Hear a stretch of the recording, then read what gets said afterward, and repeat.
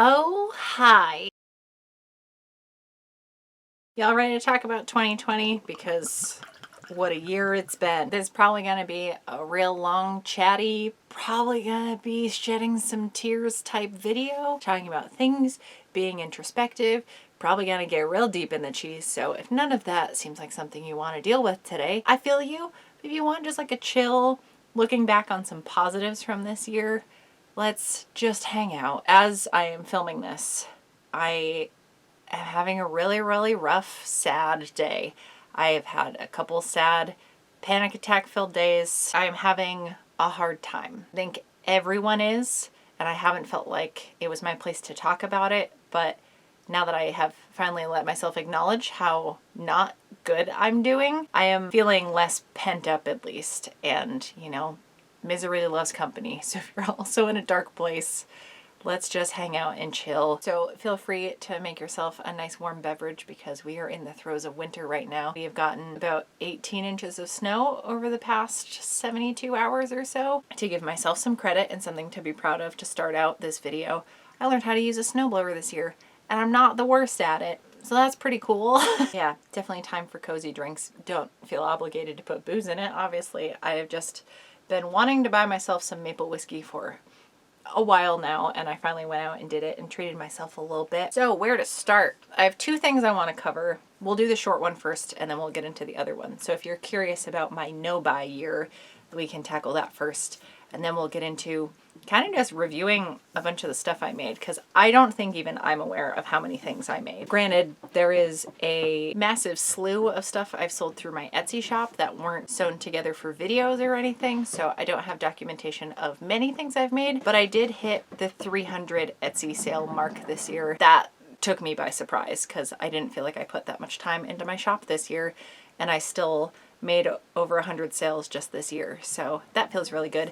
And that's not even counting the separate items, because a lot of those were multiple item sales, and that feels cool knowing so much of my handmade art is out in the world. It is a pretty neat feeling. And everything I made for inventory this year was all made from stash fabric. I didn't buy anything new to make stuff for my Etsy shop. Let's dive into that though, as far as my no-buy year rules, which were no buying new fabric, no thrifting new garments to alter, no buying new patterns. I was allowing myself to purchase fabric for custom orders, but nothing for my own stuff. If I use the leftovers from custom order fabric purchases to make something, that still counted as using stash stuff in my head, because like I had to buy it anyway. So if you think that's cheating, I don't feel bad about those purchases because it was to make a thing for someone. I was also sent some fabric by a couple of you, specifically David and Cheryl and Jeanette. I think you sent me fabric last year, but I'm not 100% on that, so I'll acknowledge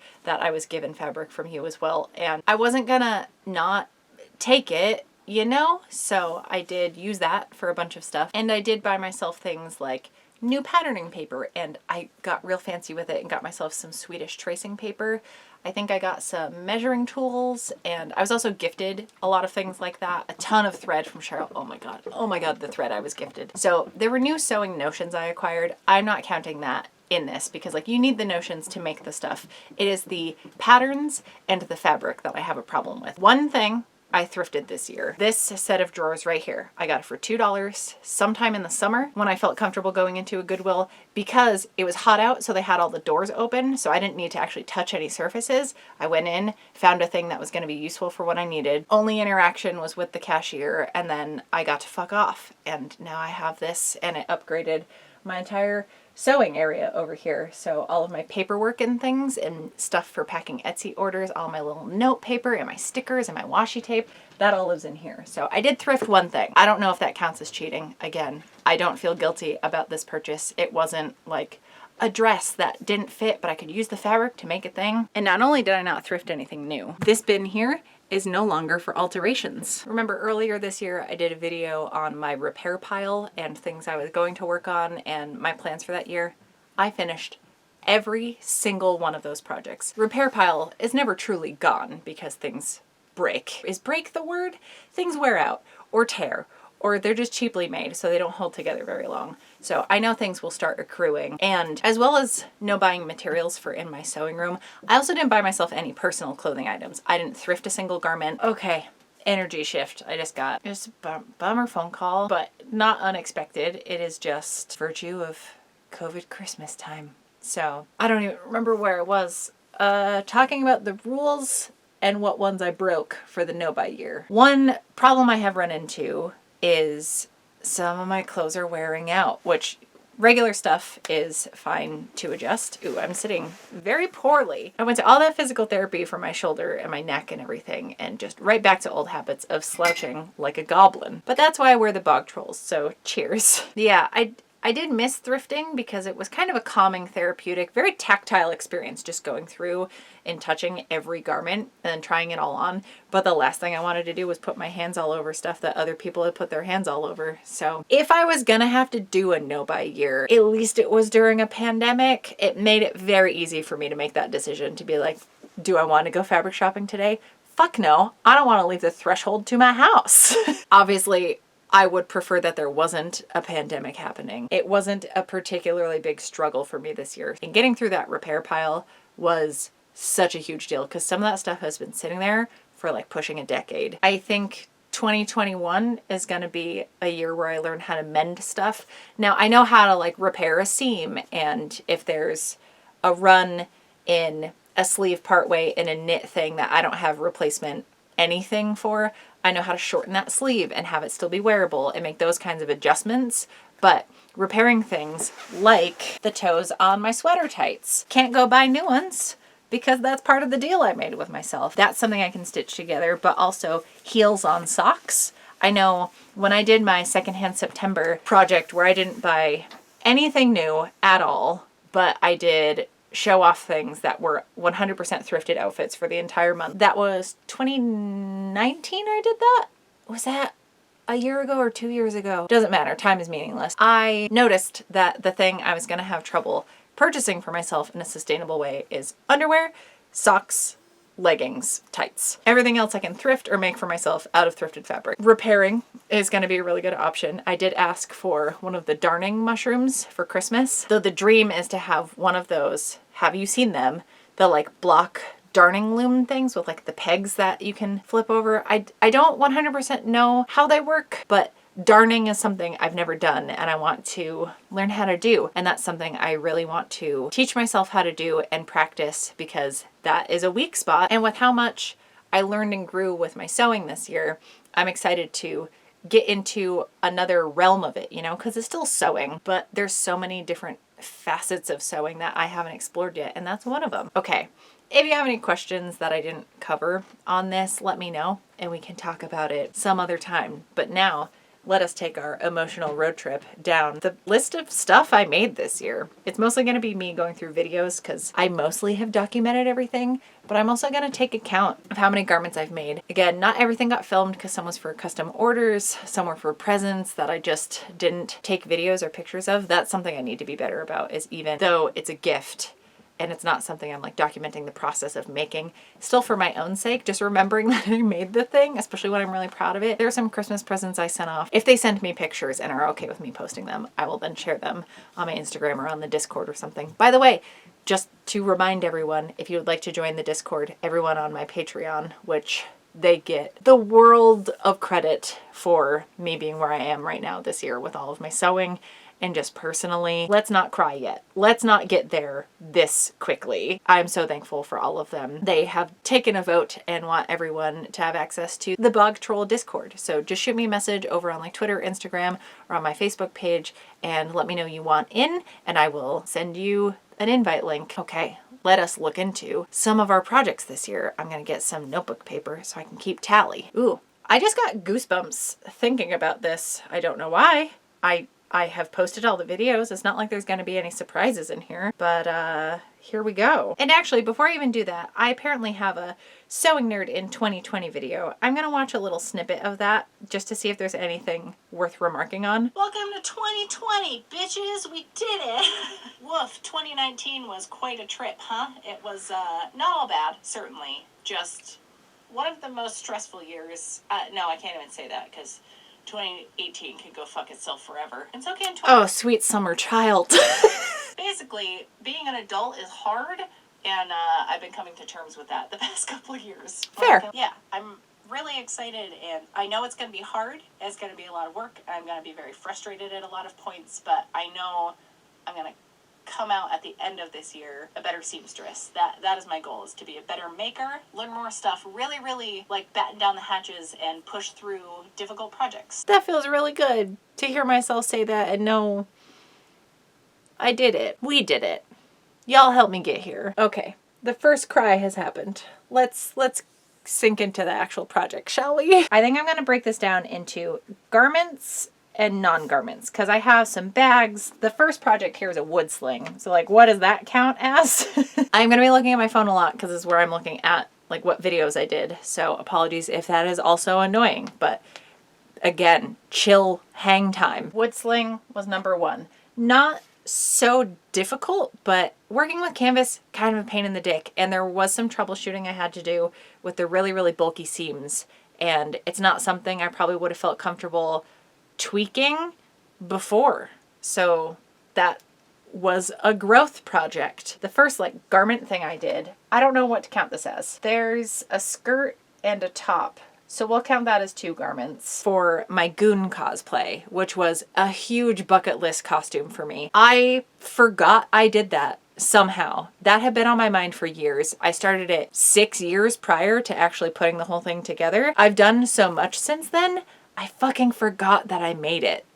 That's wild. I don't know if that's a good or bad thing. Right after that was the 6 garments from the Love at First Stitch book by Tilly and the Buttons. I didn't keep all of them. Multiple of those garments got alterations. One of them just got put in the scrap pile because those pajama pants, the Doctor Who ones I made, are still in my Etsy shop because I'm proud of how they came out. That was the first project in the book, but they just don't fit me because I'm fairly slender, but I have a big butt and they just don't work for my build, and that's okay. That's something I want to learn how to alter and redo on a pattern. My patterning skills are something I desperately want to up this year. The next thing, man, I did a lot of like dream projects in the beginning of the year. That was a good way to start things. That was smart of me. I did challenge myself a shitload right out of the gate, and that's probably why I am where I am with my sewing right now. That feels fucking cool.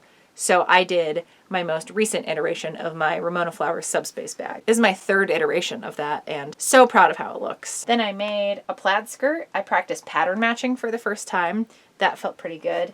I made a photo light box. Then I made my first maxi dress out of a shirt that had been in my alterations pile for years. It was a We Are Scientists shirt, which I hadn't seen them play live in like probably 4 years. So it had obviously been sitting around for a while. And my first maxi skirt, that was pretty fun to play around with. And my first time using bias tape. Boy, did I get acquainted with bias tape after that happened. Even Bert's upset talking about face masks because a bigger emotional labor than almost any other project I made this year. Ugh.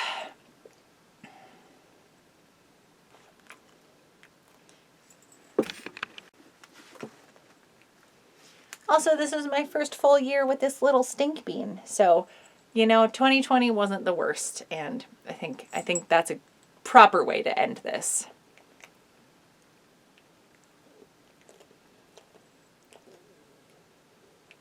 You're so tiny. How are you so full of stinks? So, next was maybe my first project not from scratch. It was altering a shirt where I lengthened the cuffs. Right, but I didn't wear it before that, so I am going to count that. It wasn't completely making a garment, but altering it. Then I did my battle vest, which I've added to since. I can do a little updated tour sometime if you would like. Maybe I'll post that over on the Discord. Then I made those mini keychain pouches, which was my first time boxing out corners. That was cool to learn about. Then I made Shrinky Dink buttons. I forgot about that. That's a really good idea. Then I had my very sad solo birthday party because that was the first weekend of lockdown in New England. What a sad sack I was that weekend. Then I played around with clay. I'm not going to count that as a project. I did make my Joe Exotic costume that I forgot about. That shirt counts as a garment. I don't think I made anything else. I just put that fucking eyebrow ring, that barely clinging to life eyebrow ring, y'all. How did we all survive that? Then I made the fluffy coffee. Then I made a boozy drink out of a Easter bunny chocolate hollowed out dude. Use that as like the drinking vessel. None of these count. I made bias tape. I'm not sure how to account for this. You know what? I'm gonna mark it as a non-garment because with the face mask that I ended up making with the bias tape that I learned how to make, I'm gonna count that as like an item that I learned how to make, but I'm obviously not going to count all the individual face masks that I made. I had been keeping tabs on how many, and then it just broke my heart, so I stopped. Then I made my little scissor necklace holster thing. That was cool. I showed how to make the gathered skirt. That was a video that was a long time coming. I wasn't afraid of doing a gathered skirt, but walking through the whole process and figuring out all the math seemed really daunting of a video to show how to do, but I finally did that. So that felt like a big hurdle to get through. Then I made the duffel bag. And then after the duffel bag, I did the messenger bag thing. The flappy pocket shoulder bag is what I titled it. So good with video titles, huh? Look at me getting clickbaity. And then after that was the Sabrina bag, the bigger kind of laptop bag. I forgot I did all three of those at once, but I was on a big bag making tear, and that was a blast to put together. Two of those were requests from people because they needed a certain style bag, like the duffel bag and the floppy, flappy one, whatever I titled it. I wouldn't have made those if those hadn't been custom orders from people. So then it was the flannel shirt into a halter top dress. I had never done a halter top dress before. That was super fun to put together, and I added a little lace detail on the back, and I'm really proud of how that came out. I made a belt for the first time. That was also fun to fuck around with. Then I made the pocket infinity scarf to go with the purple plaid skirt I made at the beginning of the year. Does a scarf count as a garment? I guess so, right?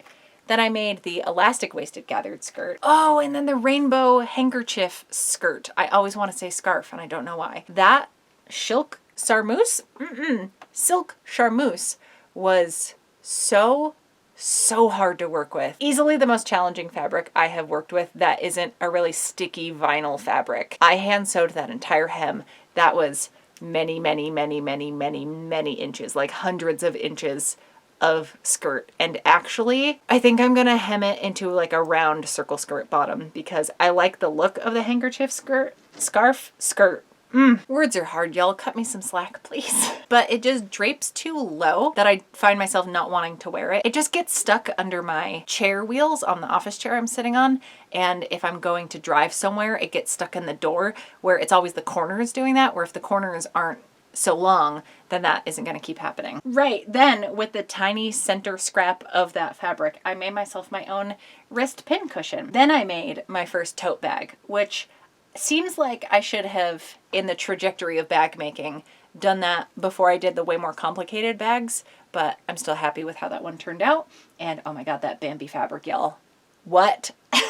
Then I did that lace, like interchangeable overlay skirt that I could swap out between different outfits. I was really proud of that idea. I thought that was really fun. Then I did some metal stamping. I think I finally got the hang of metal stamping. Not perfect. The placement is still something tricky, but I think I need nicer dies because I got like a $4 set of letter dies at Harbor Freight. That's more for utility than for decorating yourself with things. So maybe that's an investment for down the road, is getting a better set of dies. Then I did, another 6 garments for the Tilly books. I have used the patterns from the Stretch book by Tilly more than any other pattern I've ever used ever, other than, face masks or bags, because I did make a lot of both of those. The Freya top, the cowl neck one, the Frankie t-shirt, that's the raglan sleeve one, and the hoodie. I've made at least 3 of each of those since. Then I remade that very first Sewing Nerd video. That felt like a monumental thing because of the fact it really drove home how far I had come. That was one of my first videos. And again, really cool thing about having a YouTube channel following your entire sewing journey is you get to look back at like the really early stuff and just, rather than shit on how bad I did the first time around, even though it's very easy to do that, I can look and see, hey, I know how to fix this now. I know better to do it this, and this way. Coming at projects with a bigger tool belt and skill set, and fucking A, that feels really good. I wonder how many of these videos I cried during, because I guess it's a lot of them. Then I altered that neckline. Y'all, that was a cool thing to figure out how to do, was fuck around with facings. That's something that a year ago, had I looked at it, I wouldn't have felt like I could do. And now that doesn't seem at all stressful. It's a little tricky. Like there's a lot of work on the back end making the patterns and stuff and getting the alteration figured out before you start doing it, but actually switching out the facings and all that stuff, it's not that hard. You just got to pay attention to some stuff. Then I made the crop top and pinafore set. So that's 2 garments. I forgot about the little overall thing. Oh, it's cute. The blue stripy shirt dress I never wore because I don't like empire waisted things. Have I bitched about how much I don't like empire waisted things enough this year? Then I figured out how to do a stretchy neckline alteration. That was something that I was very intimidated by, even with all the other stuff. Then I upcycled 2 skirts that I never wore that were kind of like business casual things.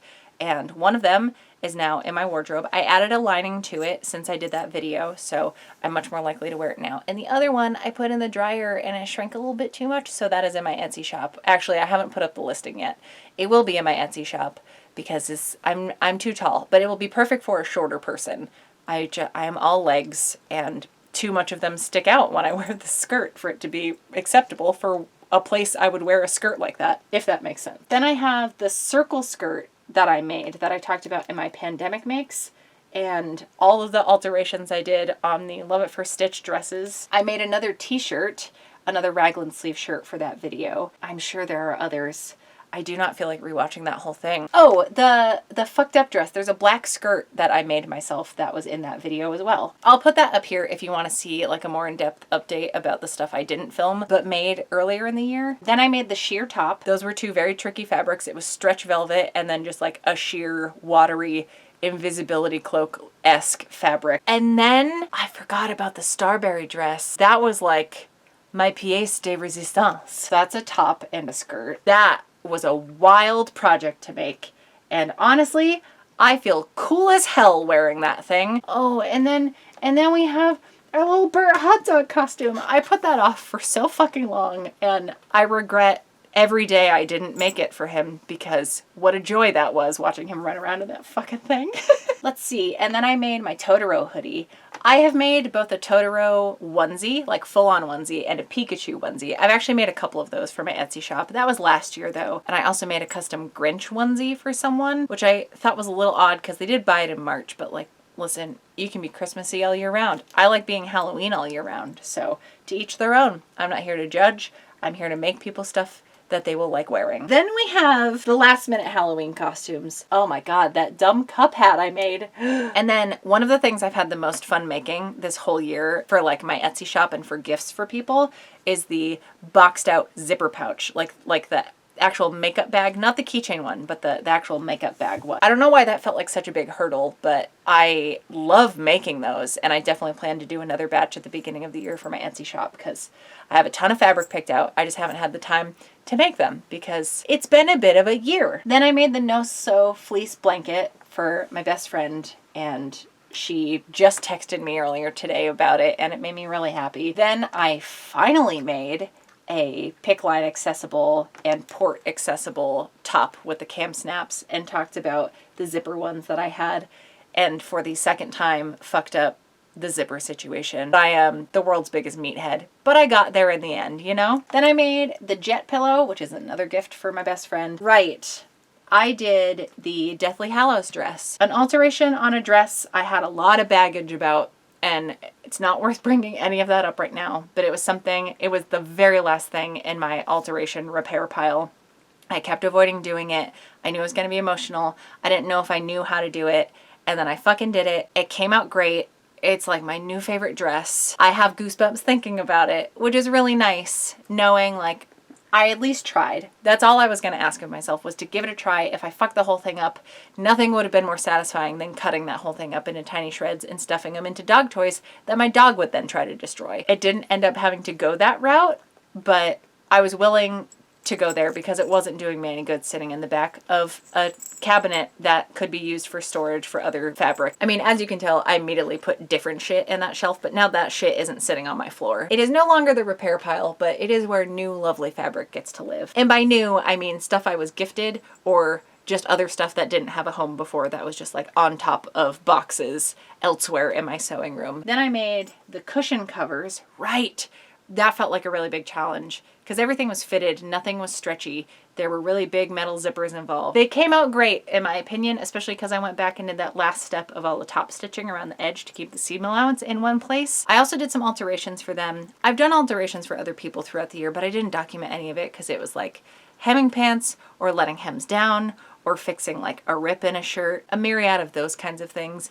I learned how to make fitted bed sheets this year, but it was so overcomplicated because I was using an already existing set of fitted sheets. A mattress got cut up into smaller pieces, so the twin size fitted sheet wasn't gonna fit on that anymore, so I had to like use the bones I had to figure out new fitted sheets. So if there comes a time where I need to do my own fitted sheets, at least I know how.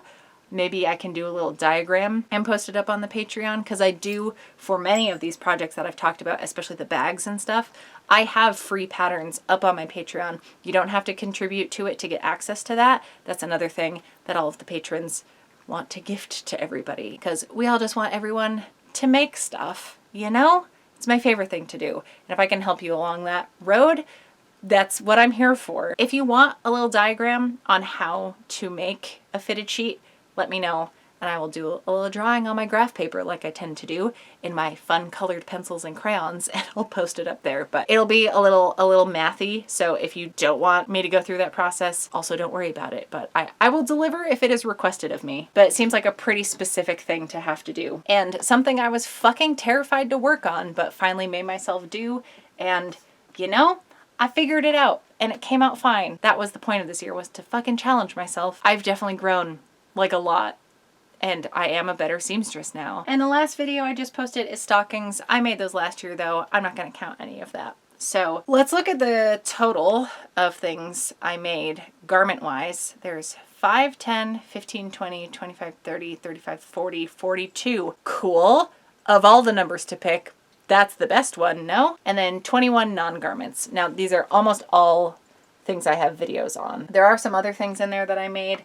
Again, I need to be better about documenting that stuff. This is the thing I just finished today, and it's using the pattern from the stretch book from Tilly and the Buttons, but I made the cuffs longer because everything's always short on me, and I did some kind of color blocking for the kangaroo pocket and the hood. My plan for next year, as far as the no-buy thing, is to try to do it again. I think I will be a little more lenient with certain things, where the main goal will still be to use up stuff I have here. If there is a project where I'm trying to use something I have, but I need another fabric, like say I want to use one of my more graphic cotton fabrics, but I need a certain color to be the lining, I am going to let myself purchase that. But I'm still going to try to use just what I have, and I will keep you updated at the end of next year to see how that goes. I don't know if this is interesting or seems like a challenge. I did use a few of my patterns that I hadn't used before. I have a specific pile already picked out for stuff I want to work on. That's actually been there for a few months. I don't know if you've noticed it in the back of my videos, but I've only done one of those. So the plan is to do more. Those are all projects that I can do with what I already have in house. So that is the plan, is to get through those before I start tackling other stuff. Yeah, I'm the luckiest bean in all the land, and I can't thank you all enough for wanting to spend your time with me. It's pretty cool. Y'all are great, and I'm excited to embark on another year of shenanigans and learning stuff and just being dopey goofballs together. I think that's a solid place to end. Who knows how long I've been rambling. I hope you've enjoyed the time going through stuff. If you remembered specific videos, if you missed some of them and were like, wait a second, what happened? Now you have a jumping off point to catch up if you want. I know for my own self-preservation this week, I will not have it in me to interject all the thumbnails and all of the timestamps linking to other videos. Possibly down the road. I can't promise that this week, but if you just want to look at my channel, it's, you know, this year in recent ones. So if there's something you want to go check out or revisit, it's all going to be right there. I so appreciate all of you sticking around for the journey thus far. I'm excited to see where we go next year. I will now leave my gingerbread soapbox. Cheers, and I will see you with a video next Friday. Thank you so much for hanging out. Also, it's time to do the t-shirt quilt.